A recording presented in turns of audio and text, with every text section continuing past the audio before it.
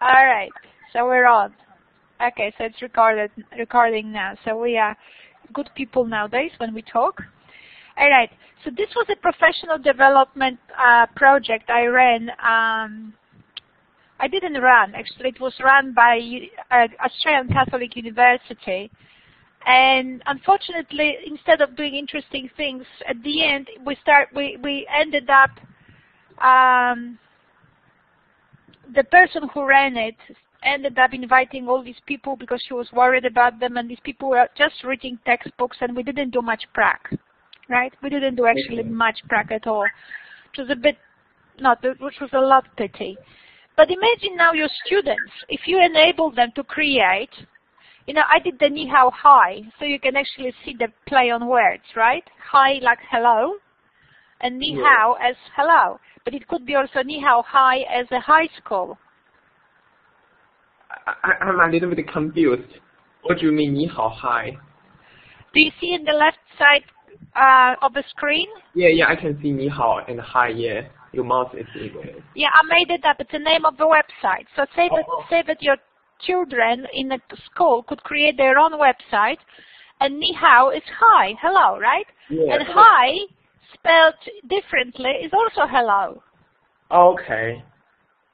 Yeah. Okay, but you could, if you were running this in a high school, you could call it ni hao hi, like this, which is the. You get it? Okay, if I'm going Anyhow, to junior school, so maybe I should put ni hao junior. Yeah, well, whatever. Or you can just do it ni hao hi without the G and H. Okay, yeah, definitely. Look, you don't. You tell the students to actually make up the name. Okay. And then we will learn about it, how to do it. But there are. But currently, I'm not teaching Chinese now. Yes, that's fine. So what are you saying? Because I haven't started my placement yet. Yeah, but it's already one day you will. So you will be teaching Chinese, right? Yeah, definitely. Well, so we talk about your preparation as a teacher one day. Okay. So that's what we're doing. We're trying to actually discuss how you actually will go about teaching. So before we go into anything too serious, what I'm suggesting is, why don't we just, because you were saying that we didn't have enough resources for Chinese, so what I'm thinking is, why not actually explore some things I do have? Okay. I have also something here for Chinese. I can't ever find this. Okay. Well, anyway. So basically, in this project, what the idea was that students, with your assistance, and I'll discuss later on how to do it, basically create a website, school website. And look at this. They can have their own pages, blah, blah, blah, blah. I can't write Chinese, right? So they can have their names here. So each photograph could be their photograph, or could be a place that they like or something. And they can write a little description of themselves in Chinese. And they can do it instantly, because they will go to Google, and they will go to Google Translate. And I know that Google Translate is no good, but it begins the fun. So they go to Google Translate, and they say they want, so the language here is English, right? So they say, my name is Dallas, and I don't know why we got these Japanese characters here, but that was pretty good. We're gonna go to Mandarin. There is no Mandarin, we only have Chinese, so we're happy with that. So we go to Chinese, simplified, traditional, whatever. There it is, right? And then they can actually even hear themselves. You can. I don't know what she said, but you can actually hear yourself. You can record yourself, right? And I don't know what else you can do with it. But the thing is, if you take that, you can actually post it on your website, and you can actually also on your website record your voice and read yourself, say things. So if you say, my name is Dallas, I am 10 years old. I live in Canberra. And everything is coming on the screen. This is really handy. It's also being read. And if the teacher says, well, maybe not all of the words are correct, then maybe you can think of resources online. I just at this very moment can't think how to do it, so unprepared.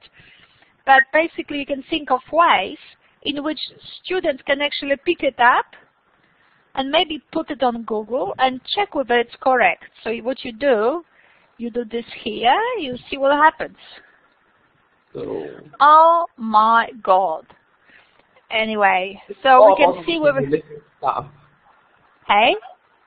I can see all these stuff are related to like a religious organization. Oh yeah, well, that's terrible. That's terrible. So we have to say, what we can do is, what does this mean? And nothing is happening. Anyway, religious organization. Yeah, well, it's said, isn't it? It just came out this way. But what I'm saying is, there might be some ways through which students, there might be some online resources through which students, is it the same? Yeah. Yes. Through which students can check whether they got it right. Okay. So basically first they play with the Google Translate, and then they say it by listening to the sound. They can actually record themselves somewhere else and say it. And then they can actually use Google Translate to very quickly produce their own page by saying things about themselves and also leaving a recorded voice, uploading on Google site a file, which would be a recorded file of their voice. So all of a sudden, within one lesson, everybody has created a thing in Chinese.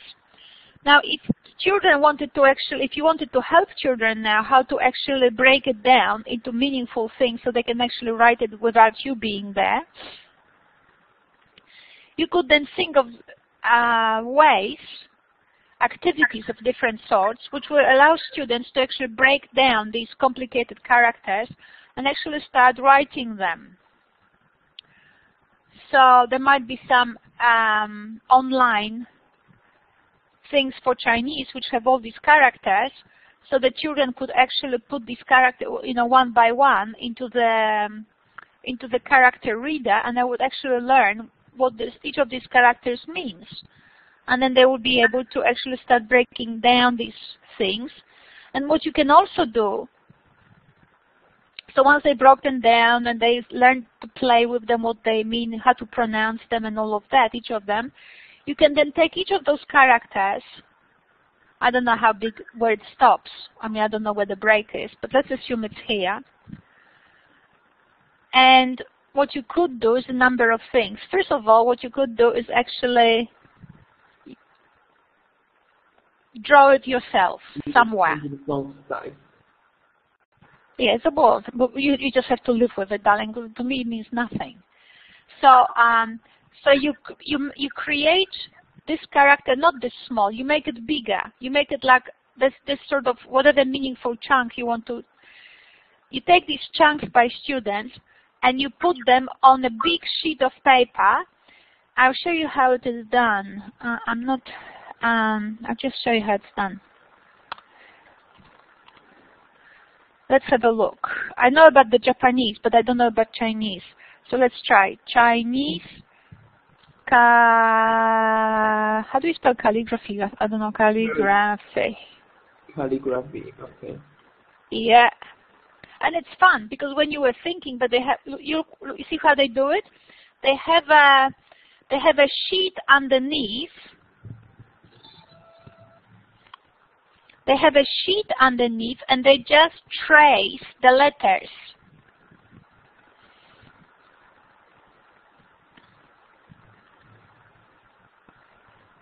Oh my God, you will never say it. I can't say it. It's still the titles. Okay, so this one doesn't have. But in Japanese writing, what they were doing, okay, this guy is just writing. Let's have a look what this one is doing.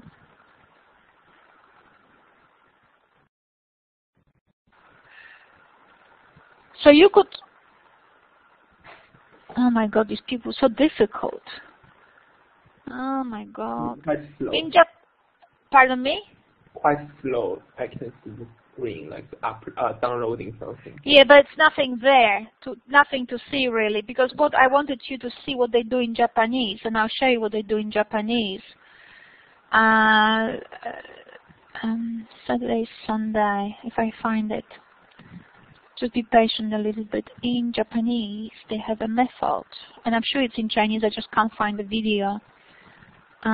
Okay, I'll play it, okay? So just watch.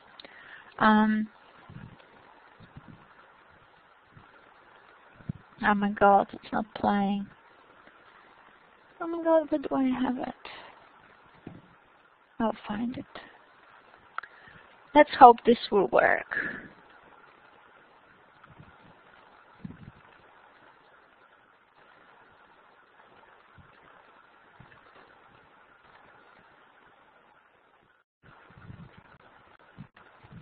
Okay.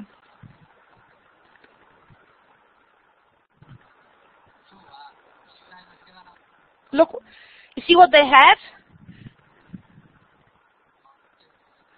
They have a text underneath, and then the person basically traces the lines. Yeah. I got over the letters. So if you follow the Japanese characters. Yeah, and that's very much easier to. So if you had sheets like this pre-prepared, or if your students would tell you their names, and then you could actually write the characters and then put a sheet over it, and the children would actually write over it. I mean, for 45 minutes they'd be busy doing this. It is because it's art. It's amazing. Yeah. And you can also then play with them. This is what I did with Japanese. I'll show you what I did with Japanese. Sorry, but it's all Japanese, but that's because I was preparing something for a workshop, and unfortunately that's all I found first with Japanese characters. I will show you in a second what I did with Japanese. And it's very simple, and it's probably the same with Chinese. By the way, the Japanese or the Chinese characters, I think Chinese characters, especially Japanese, look to me like made out of rice grains. You know, those strokes. People think of them as strokes, but for me, they look like made out of rice grain. Okay. And there is this. You see. So when you look at this picture, this is hiragana Japanese, right? You can see straight away how you can actually enable children to, yeah, exactly. That's how you help children to make sense out of some letters or some characters. So once they get a bit of a hang of it, with those sort of more picturesque characters, then you can take them to those which are more abstract. But what I did here, so you can see there's first they do this. So this is the tree, this is the river, then the eye is, I don't know, I forgot by now. I don't know what it is, I forgot. A what? Yeah, it's the eye. Yeah. I don't know what that eye. I don't know what it is. Anyway, then it's an eye. Okay, then you have a boy. Then you have those 3 lines, which means many boys or many people. Then you have the rice fields, which is the one with green squares in the middle. Then I guess it's rain. Then this one on the right, the purple one, is the gate. Yeah. It's very simple. But you can then show to children to not lose them. You can show them that the same happens in English. Because I made it up. Look, I'm a liar. But teachers are liars. Teachers and parents are liars. If you're not, right? So look what I did to the apple. You know, you put an apple in the middle, and it becomes an A. You put a big banana, open banana, it's a B. Then I typed in Google Images stretched cat, and I got this stretched cat, so C for cat. But cat itself is not C for cat. But when you actually find a picture of a stretched cat, then go C for cat, and it's a stretched cat. So kids start saying, oh my God, so it's not the Japanese and Chinese are picturesque alphabets, but so is English. And you'd say to them, yes. Look, when they are 30, they will forget that lie. So, so there are these things here, you know, and on the website, I have somewhere Chinese resources. I hope I can find them for you. But this is what I found for Japanese, and actually Chinese is much better resource than the Japanese. But I'll show you what you can. So once children typed their name and they played with it and they listened to it and they tried to replay it, redraw it, then you give them some calligraphy so they can write and continue repeat their name. Then, so you see, you start from the complex. You never start from the bottom. This is totally wrong in education, right? Educational things, you start with small, you go to complex. That's just so wrong that it's not funny.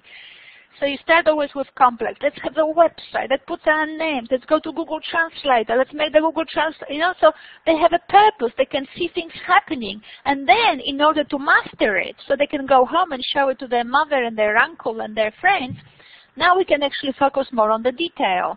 So they can do calligraphy, they can do pronunciation of they can do breaking down of different characters, pronunciation, then they can do calligraphy. And then there's this stupid thing here I found for Japanese, but it's wonderful.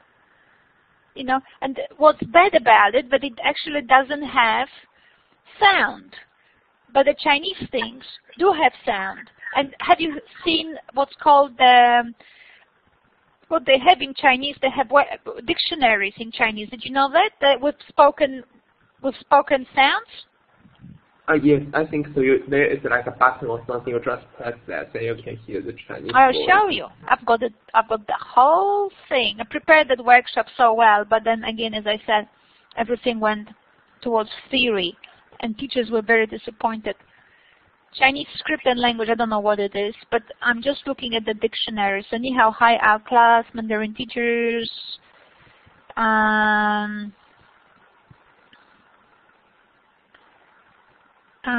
I'll show you that. So Chinese text project, Chinese text to speech, online sound dictionary. Look at that. I hope it works. So you look for a word. So let's say mother. And then you display Chinese using GIF file as well. Look it up. And do you see on the right? Can you see my screen on the right? Yes.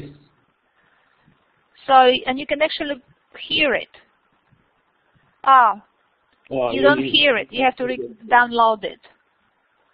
All right. Well, we download. We're peaceful people. We have time. You know, Chinese is all about meditation and all that stuff. Really? So we need to download it somewhere where I can actually find it one day.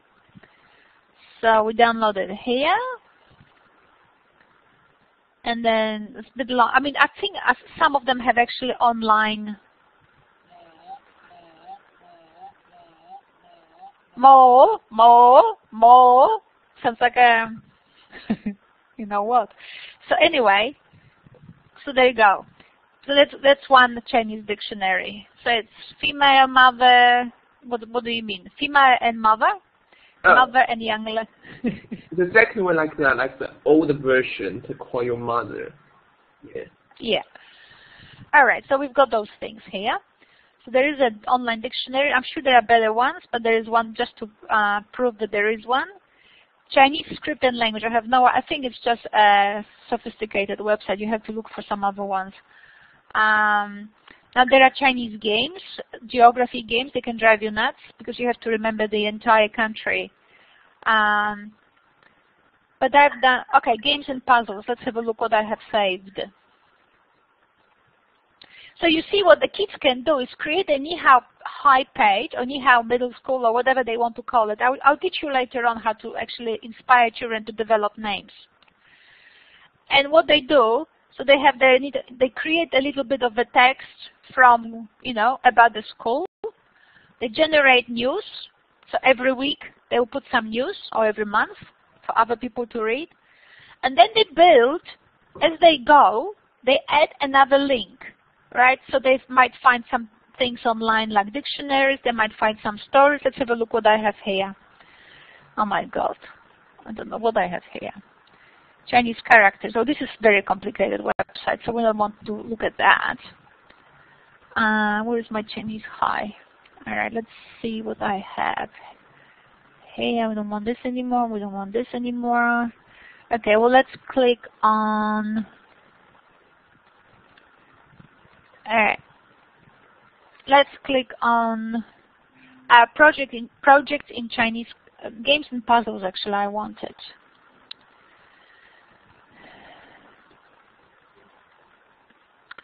So there are geography games that are killers because you can make it really difficult. So kids can learn about geography. Okay, I recorded it. Obviously, so I recorded it. But there are games like this for China. This would be about Australia, so that's boring. Yeah, the previous one. Yeah. Yeah, the previous one. Okay. Yeah, you can see like China which one? Province map puzzle. Okay, let's go there. Okay, so the other one I was showing to people how to do it. And this one, oh, this is a video as well. But there is a website, puzzles.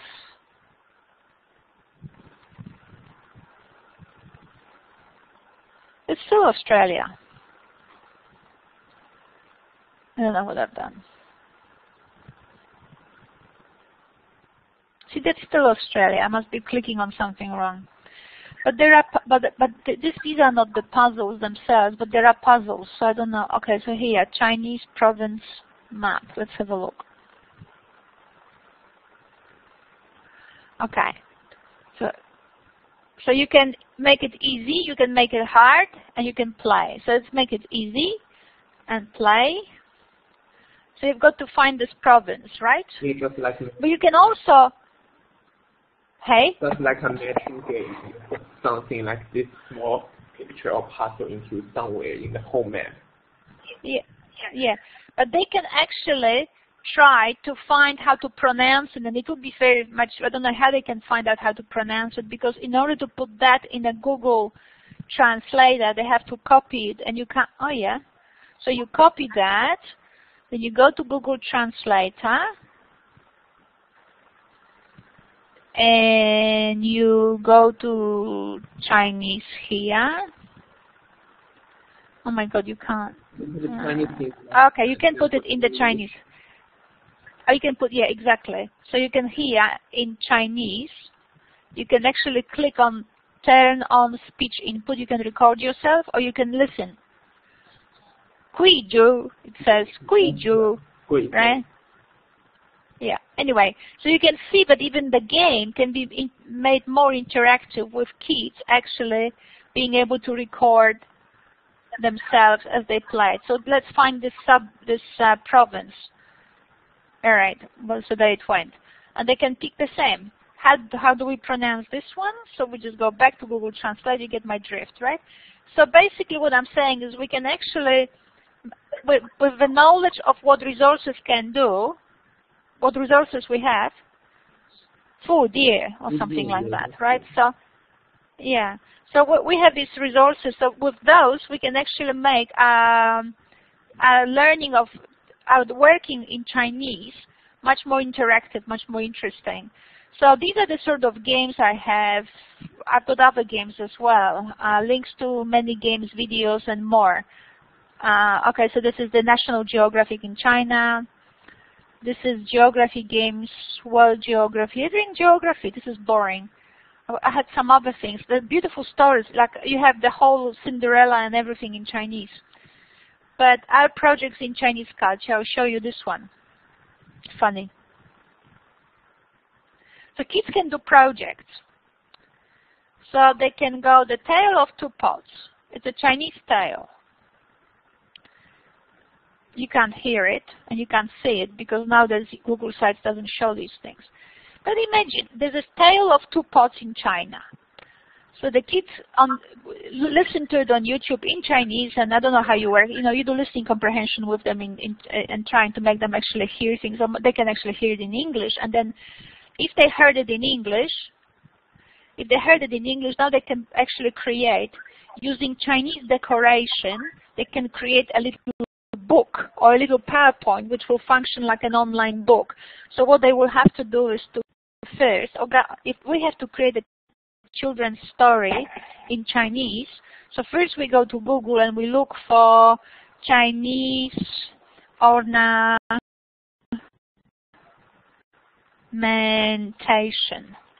to see how it looks like. Okay, so, oh my God, you know, you just go like that and you just check, oh my God, oh my God, oh my God, this is so different. Why do they like it in China? It looks so different. All right, well, we don't like that because it's so different. It's normal, okay? Kids might find it fascinating, but because it's unfamiliar, they may not like it. So book covers for Chinese fairy tales. Oh my God! And now, because we're in the culture of, internet, right? Of the internet. So we definitely steal everything. So I'm just trying to, because we have two programs running, so my computer is not very easy to actually make the other program activated. But what the kids do, you basically save this image, right? You can save it or you can steal it. Oh, look, it's working. It's working. It was working. I was impatient. It's working. I could have actually done what I wanted to do. So basically, okay, let's start again. So you start capture. You hope like crazy the program will work. And what you do, you copy. You don't save it. You copy it. Because once you copy, okay, I'll show you what happens. So you first copy this. This is such a fabulous picture. So you want to copy it. Oh my God, it's not copying. Anyway, imagine we copied that, right? I can't copy. Okay, I've copied that. Okay, it's working. This is so slow because I've got the Blackboard running. That's why it's so slow. So it's now trying to save it. Okay, we've got that. So now once you have it, and this is Chinese, they can actually take the whole thing. So Control-C, copy this. They can open a PowerPoint. They can open a completely new PowerPoint, right? And now, what they might do is just blank page, you know, just create a bit of a cheated book, right? So that, remember, we're doing the tale of two pots, right? So do not lose focus. We're doing the tale of two pots, but we're listening. We have listened to it in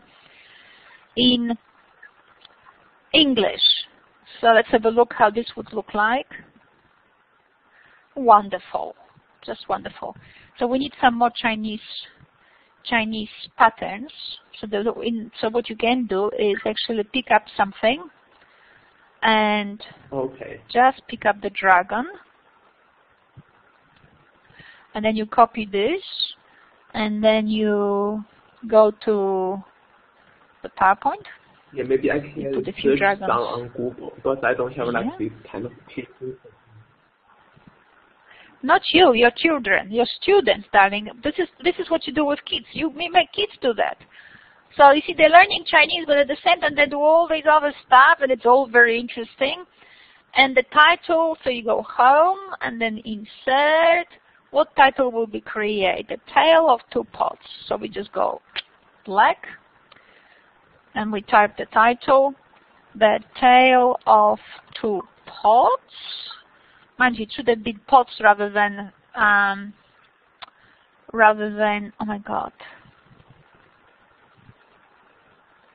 I had something that I wanted to have and I don't.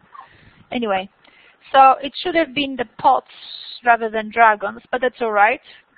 If the children create this tale for people in an HK center people will understand.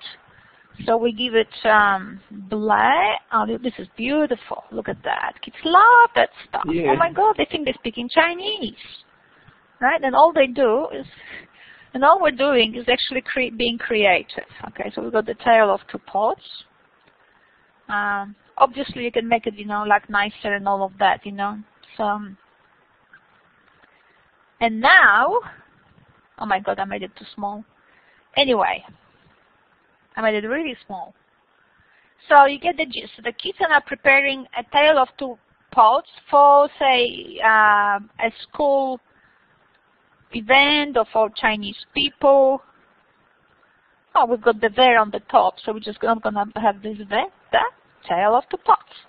Anyway, you will make it better and nicer. So we delete this beginning. This is ugly. This is lovely. Or it could be lovely if you made it better. All right, so how do we do this tale of 2 pots? They never actually heard it in Chinese, right? So what we do, the way we do it, we borrow the theme, which is the thing, right? We borrow that. And now let's have a look how I did that. Brilliant me. I'll show you. You'll be astonished about my talents, right? So this is our front page. So this, you can't hear it because it's a voice record. Do you see this little yellow icon on the right? It's a voice recorder. So it's actually interactive. It's actually recorded. So it's multimedia. But basically what I say here, so if you, okay. So how hard is it for children? How hard is it for children to take the tale of 2 pots, put it in, dare I say, Google Translator, right? And you run with that system forever. It's a beautiful system, so the kids are actually copying it, pasting it. Of course, make it beautiful so that it looks just as beautiful as. So you borrow the surface, right? You borrow the surface, you put it here, then you take the Chinese letters, you remove the English, you take the Chinese letters, copy. Oh my God, you see how creative it is? And we are learning Chinese all the time. And you might be thinking that they are not learning Chinese, but you won't believe how much they are learning, especially if you then... Yes, that's pretty creative. We are learning Chinese now. I'm trying to do insert text, but it's not allowing me to insert text. So, okay, edit text, insert, beautiful. So then you can take them through exercises that actually allow them to actually distinguish between each of those characters and find out what they mean and how to pronounce them. So basically, you pick up like this, you go to Google Translate. See how little work it takes from the teacher? Kids can do it themselves. So into English, it doesn't show. Oh, there. Okay, it says 2. Wonderful. So let's compare. How do you say it in English? In Chinese? Lian. And then in English? 2. And they can go, kids will go hysterical going, Lian. And then 2. You go crazy as a teacher because they'll be running around clicking on those 2 things. But whether you're a parent or a teacher, you have to live with the fact that kids will drive you nuts. So anyway, so I lost my little tale of 2 pots. Oh my God. Anyway, so when we move on to the next slide,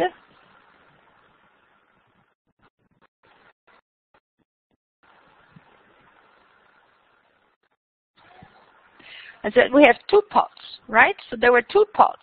Once upon, I made up. This is probably from Google. This is correct, probably from Google Translate. I even did that before. Okay, the tale of 2 pots. Okay, and now I'm saying there on this recording, I'm saying once upon the time, a woman had 2 pots. One, it was a happy pot, a happy pot, and an unhappy pot.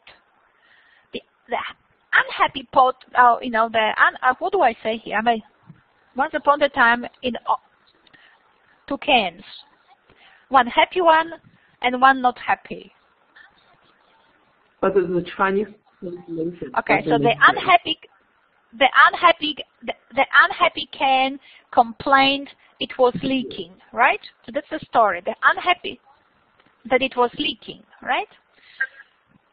But the older lady told the unhappy can not to worry too much because as the can is leaking, she walks by the path with all these flowers, and as the water leaks from the can, it waters the flowers on the side of the road.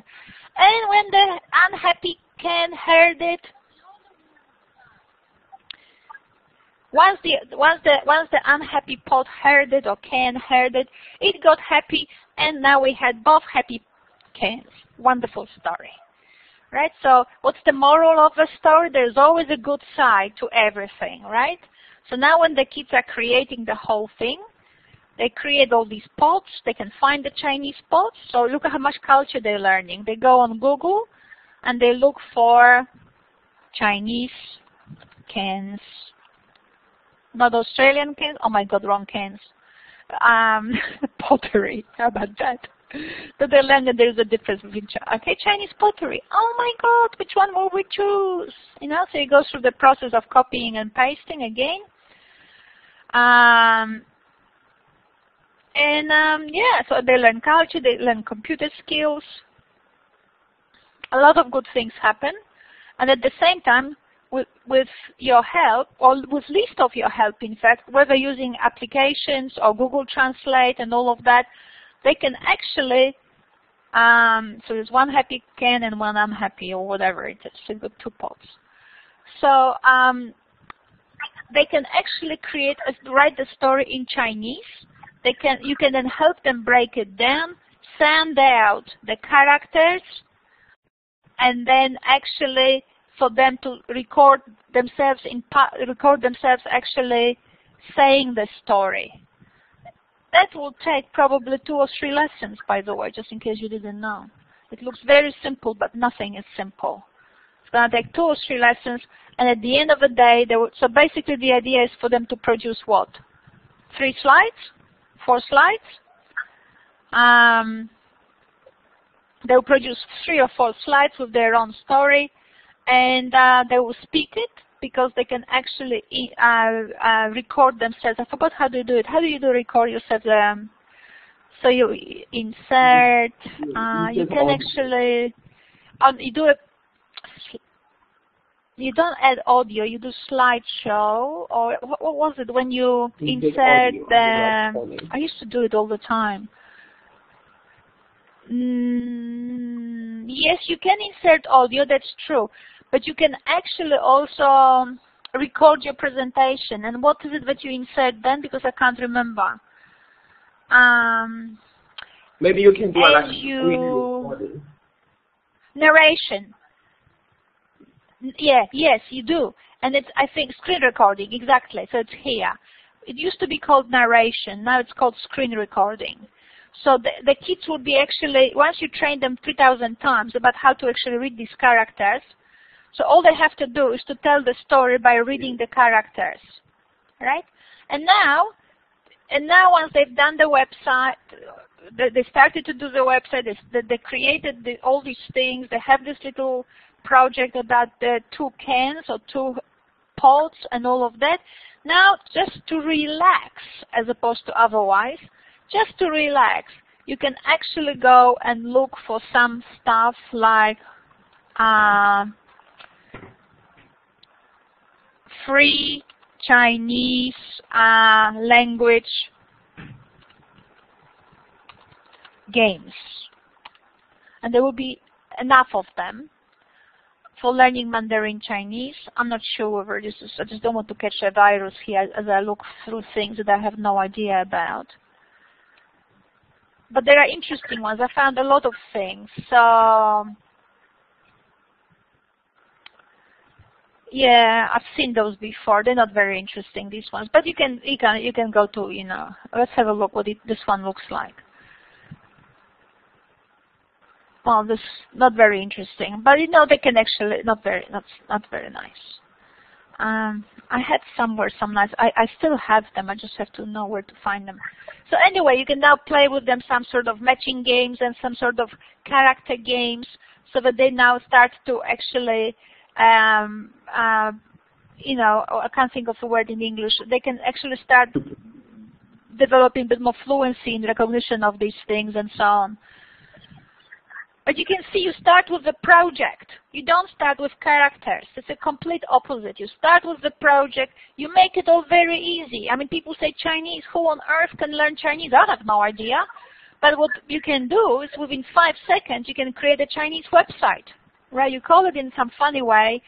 And now, I mean, that's another lesson. But basically what I'm saying is you create it in English, you use Google Translate, you learn about it, that Google has also images and different websites and different things that you can actually steal characters and you can steal pictures and keep stealing.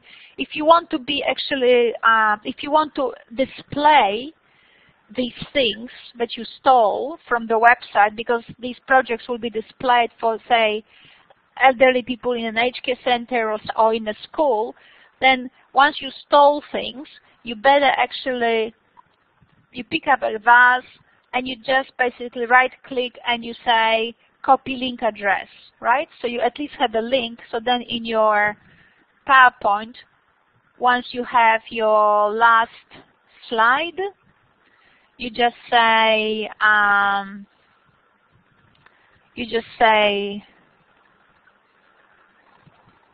images, which is the sources of images, and you basically display all the sources of images. Oh, that was a bit one big. So the better way is actually to click on the image itself. That will take you to the precise website as opposed to the Google search link. It's going to take 2 years before we get there. So here it is. Look at this, Neolithic Chinese pottery. You might actually then explain to children that China is actually an old country, and Neolithic is like something like 5,000 years ago or even earlier. I have no idea.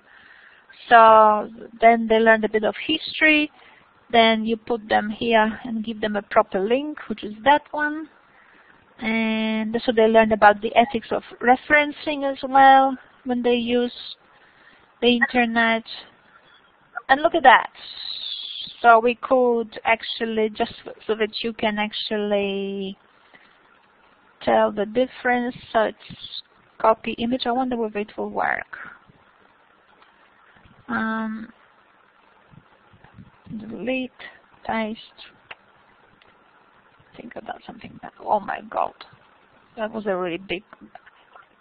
But anyway, so you can see, we started in English, we finished then with Chinese. So we watched something on a tale in English, then we wanted to create a little story in Chinese. And look at that, in 3 seconds we produced this pretty good looking cover by simply checking Chinese ornamentation. So because we want our children to actually learn, we want them to learn the Chinese pattern and Chinese culture, sensitize themselves to Chinese patterns and Chinese colors. And then they produce another slide and they reference their pictures, and we have a book. And they recorded themselves speaking. We have a whole, unit of work, connecting ICT, connecting China, connecting language, connecting culture, connecting history, all of that, and also mixing literacy, which is the English literacy and the Chinese literacy, right? Not to forget. We just did, remember how we did those cats and stuff. This is something else. I didn't want you to say it, but since you did, then so be it. You know, so we did all of that, and then we did all of that. It was a few weeks of work. We have a website. We have little cultural project. We've learned a bit of Chinese, and then we also mixed it a little bit with a comparison with Australia, and Australian characters and Australian literacy, which is what government always likes, because every time you learn Chinese, you should be actually learning English. We know that, right? We're teachers. We know that it's all about English literacy. I'm a bit sarcastic here, but it's a joke. But the point is, we did that, and it was just great, right? So you can see how with very few things available to us, we can do quite a lot with a bit of imagination. And a website like this is good because it's an eternal place. Forever, students can actually submit links and submit their work. I had a Chinese food and etiquette as well. I created here. There's another project. I mean, I made them all up just to show to teachers what they can do. Unfortunately, I don't think I ever had a chance to show it to them. It's about chopsticks. It's a story about chopsticks. It's not coming up because of the permissions nowadays. Things have changed. Google became a little bit more fussy. Okay, so you've got Jew, or I don't know how to pronounce it, chopsticks. And I don't know what the story is about because I did it years ago.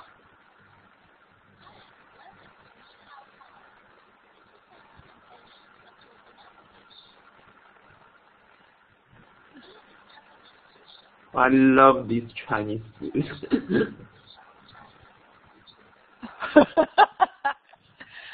Right. So you can actually explain different dishes and how to cook. They can do a recipe, and it's all. So you told them it's a story about chopsticks, but it's actually how to eat with chopsticks. And I don't know what's the story about. I can't remember what they did. They can make up something if you actually allow them to be imaginative by exploring. You can go on YouTube and they can type, food, and then so you go to YouTube, you type Chinese food, or you can type a particular province, and they can compare different food in particular province. So, Chinese chopsticks or food, that's what happens with chopsticks if I type. And they can actually talk about how to eat with chopsticks and how chopsticks, they might find information, how it all developed and so on. And God knows what they will find out, and that will be a stimulation for another project, just like the Watching the Tale of Two Pots was a stimulation for creating an audiobook. Maybe the thing about chopsticks could be to create a movie how to eat with chopsticks. The culture of eating with chopsticks. Do the Chinese people eat only with chopsticks? Are there other ways that Chinese people eat? Have spoons. Does it depend on the religion? You have a few, right, exactly. But people don't know that. So it will be a very nice movie, a documentary that students could create about, they call it chopstick, but what will happen is that they will actually show that in China it's not just one type of chopstick and it's not only just chopsticks. And they will explain when you eat with chopsticks and so on. And as they learn all of this, and maybe in English, they will be learning the words for chopsticks. They will be learning words for different meals and for different provinces. They will be learning, all these cultural elements that determine when you eat chopsticks and when you don't eat with chopsticks. And then they can create a movie, and the movie could be in English it could be in Chinese with English subtitles, and they could actually try to read the script which they produce in English. They will try to read it in Chinese, and you will help them. Again, the same element. They're doing a big project that brings in together many skills.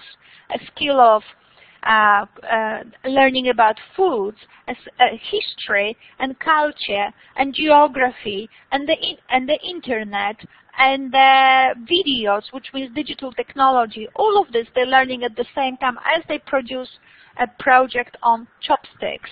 And they give it to the school, present it at the school event, they take it to the HK Center, they take it on to a multicultural event in a particular place that maybe a school will create or some other community will create. Very often business communities have cultural events as well. You can take it there, depends where you live. There's, there are different types of community lives. Point is, children then link up with the community, which is another element, and it's all linked to the social capabilities. My point really today is, and I'm glad that we started with Chinese because it seems to be such an impossible language.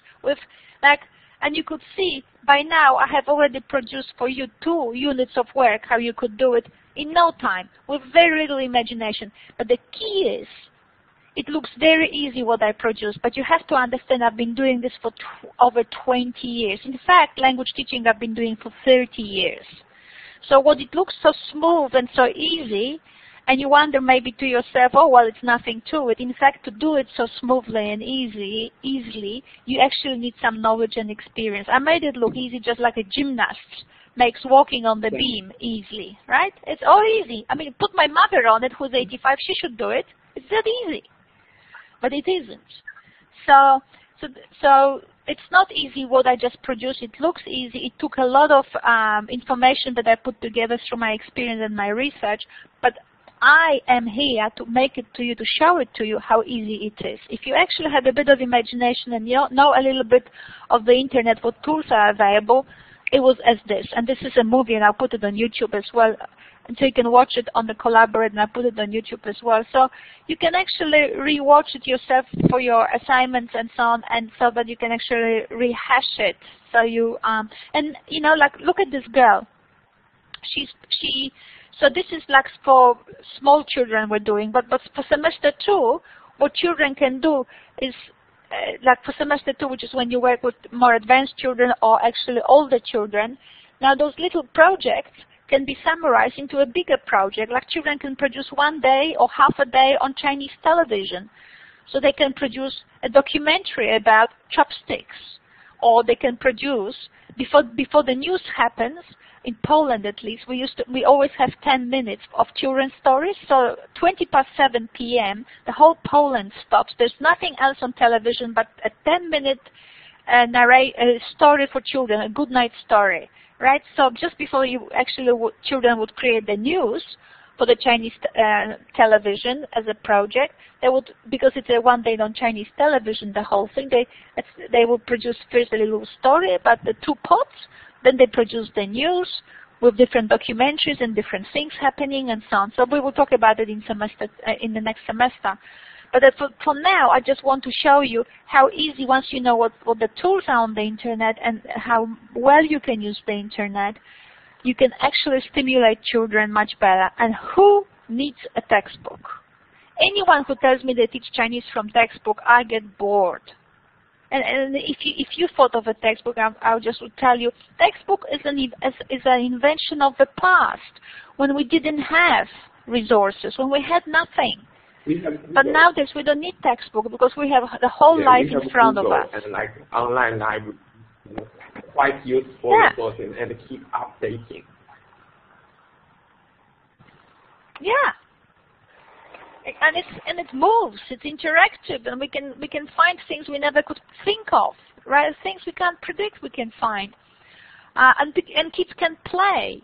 So that they could play with this Google translator, you know, listening to English and listening to Chinese till the cows come home, right?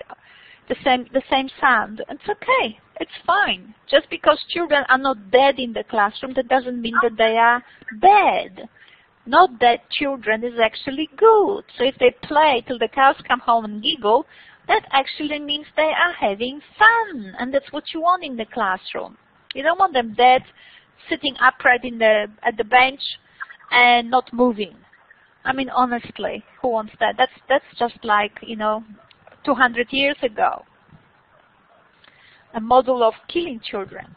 But anyway, so we had another person, actually, I noticed, who is sitting quietly, Mika, right? Mika. And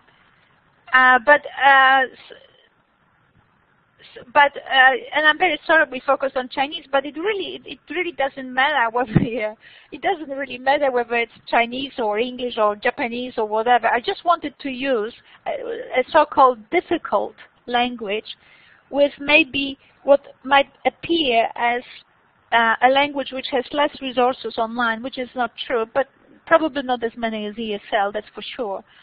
And but yet it is very doable. And the principles, once again I wanted to repeat, it is that we started with a big activity, opening up spaces for creativity, opening opportunities for exploration, and then we moved into how would we do it in Chinese? How would we do it in, again, big sentences like nobody knows what this thing, you know, this thing meant, this big thing, right? But oh my God, that's how the Google Translator translated it, so we put it on our website. And then gradually, as we do then from then on a bit more refined work, what each character means and how they sound and all of that, we're learning about nuances. And we say, oh, okay, we don't want this other one is better. Oh, okay, and this one is better too. So, you know, maybe the final shape of the text will be nothing. Not even close to what Google Translator produced. That's fine. But they have to start with something that they can relate to and that looked easy, looked doable. So we have some sort of place where we can see the final goal, and we're moving towards it. We're moving. So reshaping something is much easier than trying to create a grammatically correct sentence, and people go, oh my God, just the task is daunting, let alone to actually go through it. Just to think about it is daunting. So it was just a little example how teaching languages is the best job on the planet. It's the easiest job on the planet. You don't have to do anything, especially if you have resources. And we should actually talk next, I don't know when you want to meet, next week or in a fortnight. We should actually talk more about resources. Maybe we need to meet next week because we need to actually have a bit more. We missed a class because of my mess up of the timetable. Maybe we should meet next week and actually talk more about the use of resources for different languages, including Chinese. Friday is good. Hey? Friday is good, and we do it next week, Okay. not in a fortnight. Next Friday. Mika, what do you think?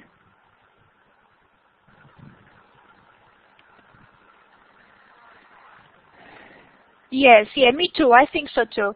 We do that, but next time try to bring the microphone with you. That would really help. So, okay, we do it next week as well because it's Friday next week because I think we'll miss the class and we need some sort of work done before the assignment time. And we need to actually explore different resources and how to work. But I think that I'm very happy with the lesson today. It just showed how easy it is. And how actually with the little already I have given you, you could actually teach a whole semester. I don't know what's a semester, but you could teach at least 3 months like this using Chinese, just with what you have now. And do the assignment when? When you should start doing assignment. You should start doing it now. So trying to collect more resources. Yes. You should start on the basis of what we've done today, you should start thinking, and on the basis of some examples we had in on website already. Like on my website, on the Learn line, I have given you some other things. Things I used to design. So this is another way. I don't have time, but I'm sure there is a YouTube video somewhere on the Learn line where I showed you how you can make a picture like this. This was actually drawn by a student, but you can make it alive yourself. So the student drew a picture of a village, and what I then did was I knew that there is 5 million games online, but I didn't want children to do just games because doing just games means nothing. But if you take a garden game and you see, I just took the arrow, made an arrow, and put it here, and I made the arrow a hot link. So actually, this is again as always. I'm trying to get that. If you actually clicked on it, it's you see, it has added hyperlink. It links to somewhere else, but literally it should actually eventually link to a game in the garden. So here they explore something else. I don't know what, maybe a house, or I don't know what's here. Here they go to a game with a shopping center. Here they go to a game where people build a hospital. Here they go to a game which say it's a cooking game. So they will be looking at, say, African food, I don't know, Indian food, and Malay food, and Chinese food. So you see, there's 5 million games online, but sometimes it's really hard to think how to make a use out of them in a coherent way. And what I'm saying is, well, take a picture like I just had, and take an arrow, and then with each arrow point to the bit, and the students are exploring the village and what the village people do and how they eat, and this is another. And this with these people standing here on the right, on my right at least, what they are doing, I have arrows here to show what jobs they do. So to different games where people do jobs, so interactive games.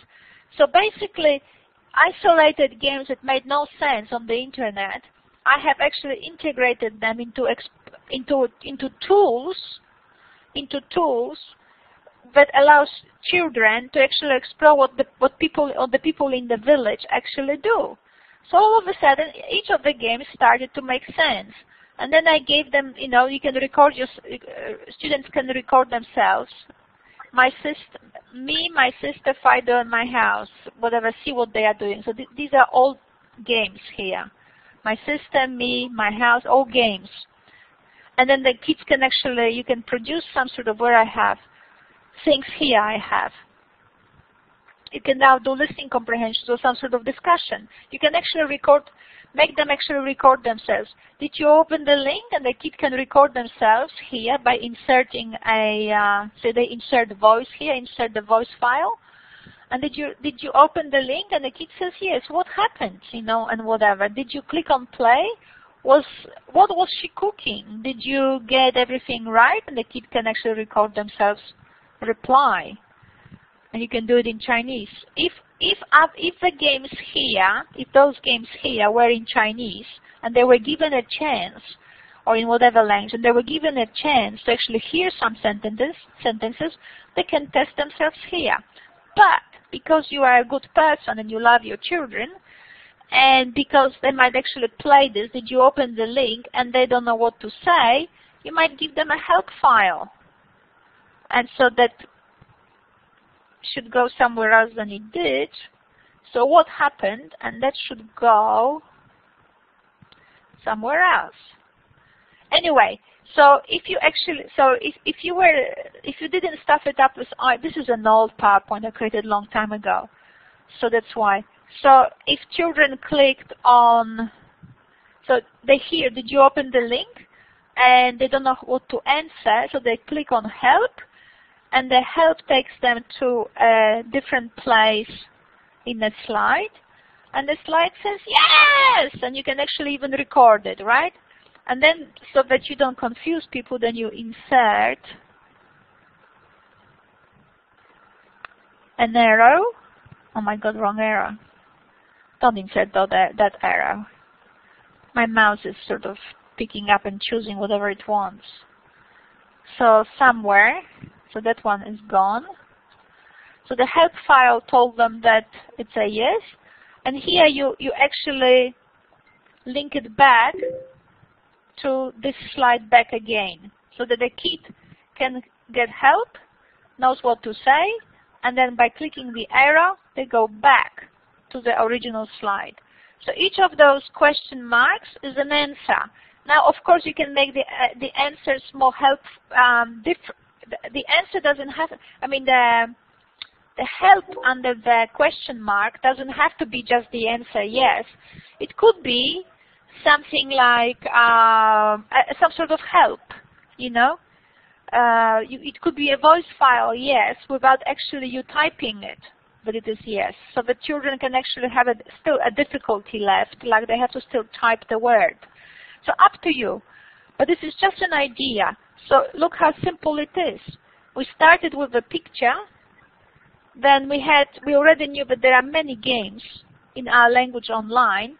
So we use them to actually, so kids are doing the seemingly isolated games, right? Now when they are put together into this picture, they make it appear as if children through those games were exploring the life of the community. And the games will use a lot of language and will be quite interactive and quite nice. And then you can give children some, so this is all about cooking and doing jobs. And then you can actually give children some questions so they can actually interact with your game. You could do it using Smartboard. You could do it, well, they usually, these games are usually done using Smartboard, this Smartboard software. So you can do that. Or you can just, for the sake of our assignment, you can do this in PowerPoint.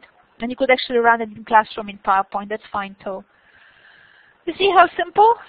It's all really simple and it's lovely. All we need to do is to actually find some resources. You know, like in the past, people, all they had to do is to find the book. Well, nowadays we just go online and look for resources and we organize them in some form of a website so that they don't disappear from us. So I've got websites like this all over the place. I've got a million of websites for these things. So I've got websites, and I'll just show you where I store my resources. I might have shown you before.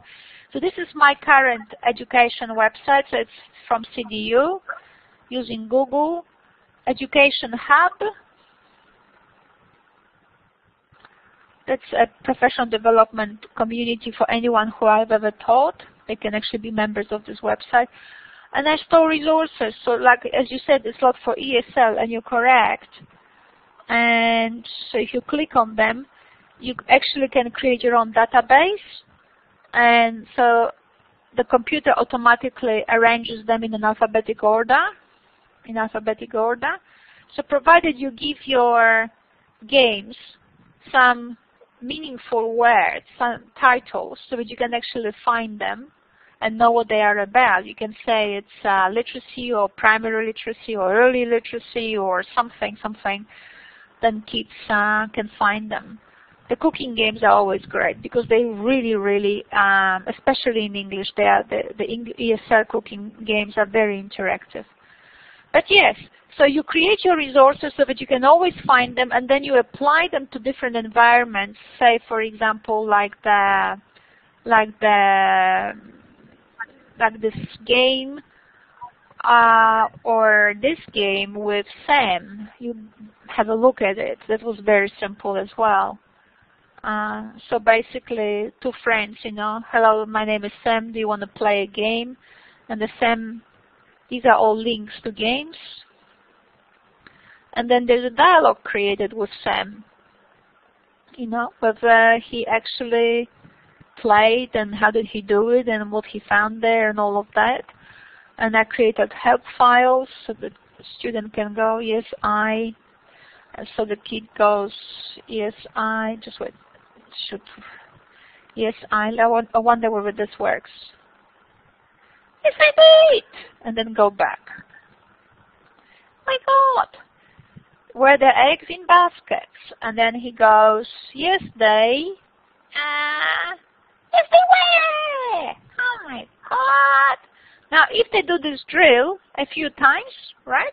Because there are different. I actually create these discussions in many different. If you actually look at it in the PowerPoint which you have online or in the movie which I made about it, you will see that by the time the kid goes to the last slide, they've done that text about like 6 times. So they will be able to talk about it at night. But I never aimed for them to memorize it. It was just basically an interaction I designed as a result of all these other things the kids did, like those ones. And then I just made them talk to the computer and gave them some help files. Help sort of hints here. And the kids, if they didn't know the answer, they clicked on the help and they got the answer. And then they repeated the thing in many different ways. Sometimes, so there are different forms in which they actually interact with the computer. So here they just look for answer all the time because all it is here is just question marks. Here they actually start typing. And here they say this whole story, right? So no longer they don't have prompts anymore. This is just one prompt. What happened? I played. I did well. I saw an egg. I saw I don't know, what did he say? An egg. I clicked on it. I saw 3 baskets. I threw the egg into the basket. It was fun, right? So what started with first yes, no, then with but broader expanded sentences, and they could record themselves. They heard the recording and they could record themselves, and they also could type. And now this is the correct answers, and they could actually know, they had no prompts, now they actually had to tell the story. So, they went through it a few times, and now they actually know it by heart. So that's another way. So you can see you can write your own games, and you can create your own communities and exploration by mixing different online resources. Or you can actually send kids to the websites, and with free resources that are sitting there, like Google Translator and whatever else we were using, the kids can actually design their own websites with amazing resources of their own and so on. They can also identify different games online, and they can actually include the links if they want to play them. I had some very interesting ones, but I don't know why I can't find them. I have them somewhere. I don't lose them. I have them always somewhere, so they never lost. Text-to-speech, I wonder what's that here. Sometimes the Chinese also change So what was once learn Chinese in Shanghai, blah, you see they change. So sometimes they keep the link, but they change what the thing is. So I don't know what this one is. It was supposed to be text-to-speech. Anyway, do we need to create do you a have any website questions? containing all the resources, similar to Ni Hao Hai, this one? Not for assignment 1. What the Ni Hao Hai is, it's just an example. Remember, for assignment 1, what you do is you create an activity. You create a resource for learning. So what you can say, you can say that, okay, so if you create a resource for learning, yeah, I know that, but this is something that children create. Where should I put right? This is not learning something activity? that you I create. should put in a Word document or in a PowerPoint or in a website. No, PowerPoint. Yeah, PowerPoint. In PowerPoint. So basically, if you created a learning activity which was about to help students to create a website, then do it in a PowerPoint and tell us how you would go about to motivate children to create a PowerPoint. How would you help them? How would you stimulate them? You know, whether it's to create a website so that it is on the school website. So we have a school website, and part of the school website is the Chinese website where we have news and things about Asia and China, and some things we have in Chinese. So it could be either an add-on to the school website, or it could be a school website in Chinese designed as a communication link between with a sister school, right? Because schools very often have sister schools in Asia. So that could be a school designed by children to actually have a sister school, or it could be just, and we just create we're just going to create the website because everyone else has websites. So we create a website where we can actually write about ourselves in Chinese. So we create just our own thing. And we'll just put it out there. And, because they're children, they will not produce their own pictures on the website, but they can produce everything else. And that's going to be fun. And we display all the resources. And this will help other children to learn Chinese. Lie again. Oh my God, I'm teaching you to lie to children. But it will help other people to, to stimulate interest in Chinese. They may make it stimulating. And they can take it to different communities, and other communities can actually watch it and explore it, and they will see that there is interest in their culture among children in the primary school or middle school. And that's exciting. That's exciting for the speakers of particular load. So yes, PowerPoint would be best. How about keynotes? And in the how about keynotes? Hey? Keynote is like special app on Mac computer. Yeah, I don't know that. Whatever it is, all you need to do is for assignment 1 is to create create a resource that will actually can be used by someone other than you. So it's so well designed that someone who doesn't know it can actually use it. And in order to, for example, stimulate and make it possible for children to create a website, or make it possible for children to create fairy tales, in Chinese, create audiobook in Chinese, right? So it's not very simple. They need access to resources, and they need to actually have these activities sequenced somehow so that they can know, now I do this, now I do this, and these are the resources which will help me to actually create something in Chinese, although I've never actually heard Chinese in my life. Something how to make Chinese food or something. That's like that for. Yeah, so it's a project. We engage them in the project, and we will say that the project will be on a Chinese website. But the project is, for example, to create. So all children are designing a day on Chinese television, and one of the projects that they will be doing is to actually produce a documentary about Chinese chopsticks. And how would you actually help children? How would you get them there to create it? And how would you actually help them to go through what stages and with what resources? How would you help them to actually make it happen? Generally, how many slides do we need? I don't care. Someone who is, I never ever, if you do what I've just done, which is 1, 2, 3, 4, but there is no information, nobody who is looking at this slide will know what to do with it. If I gave it to a Chinese teacher, they would not know what to do with it. So there has to be, the resource has to actually make it very clear to someone who actually reads it, how to actually work with it. Is the final target.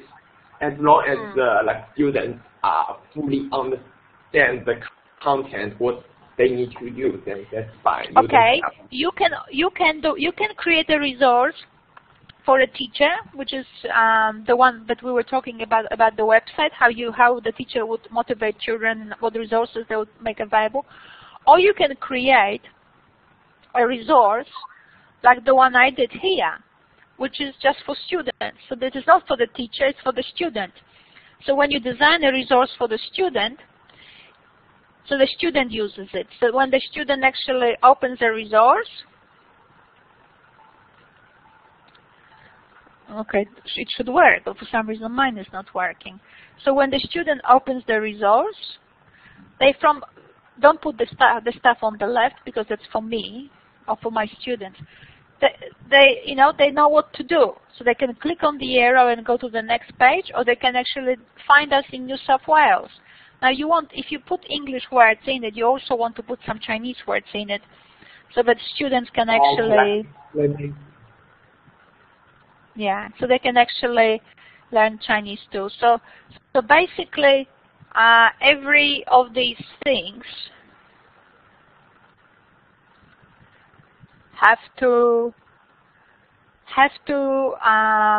the resource has to be self-managed, right? So if you create something for students, they should actually be able to use it. So you can't hear the stupid music, but what you can see, it's play, it's a garden. So he says, pick a seed. Where is the seed here?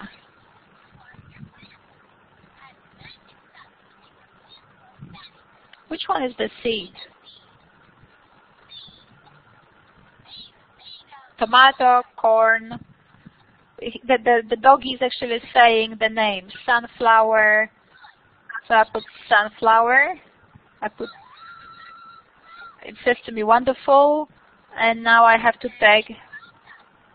put this fertilizer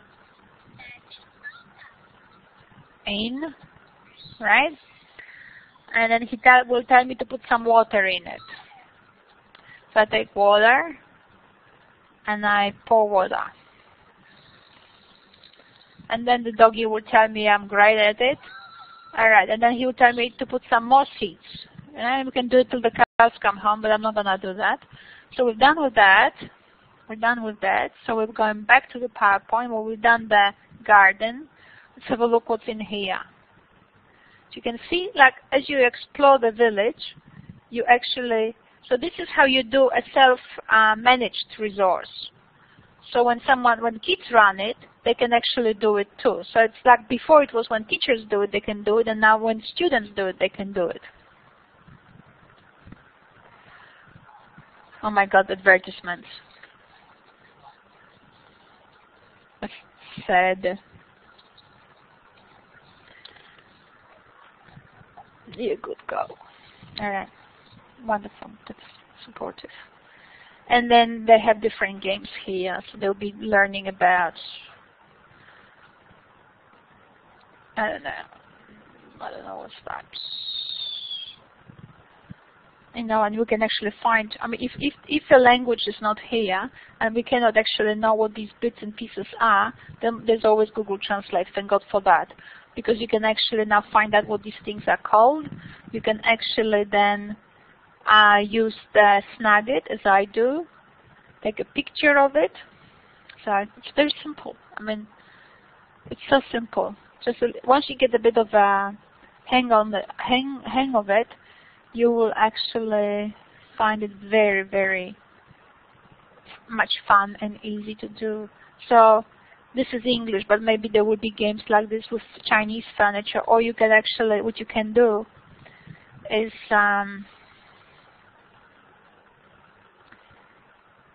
So you pick up this. So now imagine we're doing a PowerPoint where kids don't do the fairy tales, but what they do, they compare. They compare different ways of furniture.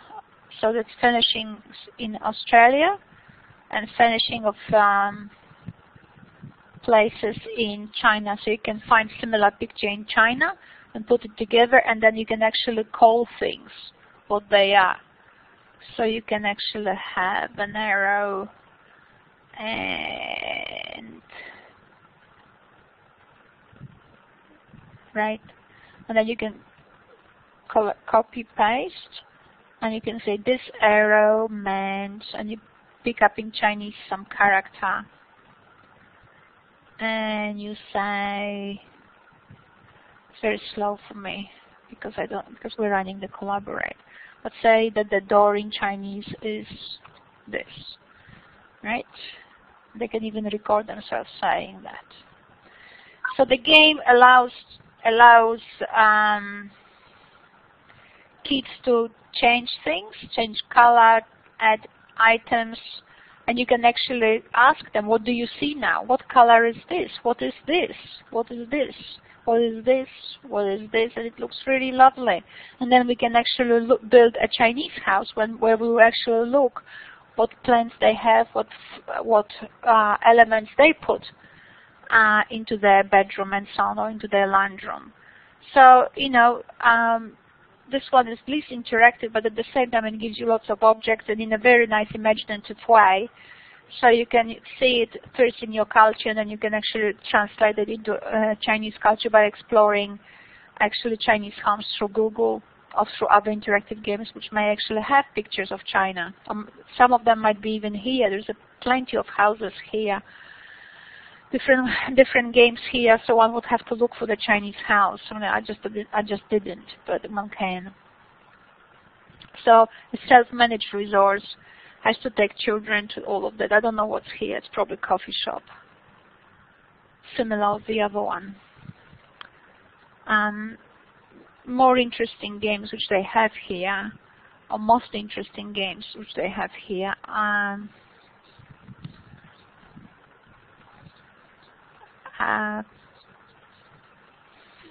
Food ones.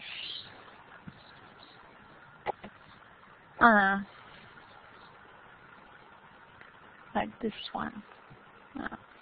I created. I can't find the food games at this very moment. But anyway, you get a pretty good gist now of how it all looks and so on. So self-managed resource self-managed resource has to manage itself, and then the one for teachers has to be written in such a way that any teacher can pick it up and actually work with it. So don't forget to find your also resources, like links to pages like this one with this hiragana thing of how to. It's actually not working at the moment on my computer. It must like have English translation. Well, look, depends on how you design your lessons and so on. This one I like because it allows children to actually see how to draw things. That's lovely. But I also like the worksheets where kids actually had to trace the letters. That was very good. Now, what I don't like here, that there is no sound. This is because it's a Japanese site and it's not as good. Chinese, I think, have more sites with sound, but this one doesn't. But what I'm saying is once children have created the website, have written their names and so on, they might actually want to spend some time on detailed work, which is how exactly can we do it when we don't have Google Translate? How can we remember how it's done? And they might actually do that. So do integrate even detailed games like this one for detailed work at the end or towards the end of the project, so that kids can actually start doing some focused work as well, not just those global activities. So there, I think if you have some more questions, I'm happy to answer, but other than that, that's more or less done for the day. So we just put our voice into the PowerPoint, then you can just place it in it. No, you type. No, you don't. The children, when they record a little audio book, they put the voice to the PowerPoint, but you don't, because that would kill me. I would have to listen to every. It's gonna take me 5 years to actually check every PowerPoint. Yeah, no. But you know, it's easier for me to read than to listen to every word. Okay. It's faster. Mm. Thank you, Ania. All right. So I hope we had some good time today. So I'm glad very much, Dylan, for your question, because it actually gave a focus to our class. I didn't have to actually start creating energy. I think you gave us energy, and it allowed. Because I guess many students may try to use like the keynote, because more and more students are getting used to have Mac computer rather than have normal. Yeah, that's all right. That's all right. I'm happy with that. Can you click the link? I'll find. Yeah, I'll find a way to read it. Okay. Thank you, Ania. Okay. Next week. Okay. Next Friday. Next Friday, guys. Okay, Mika. Okay, Dylan. Okay. Bye-bye for now. Thank you, too. Bye. Thank you so much. Bye. Bye. Bye.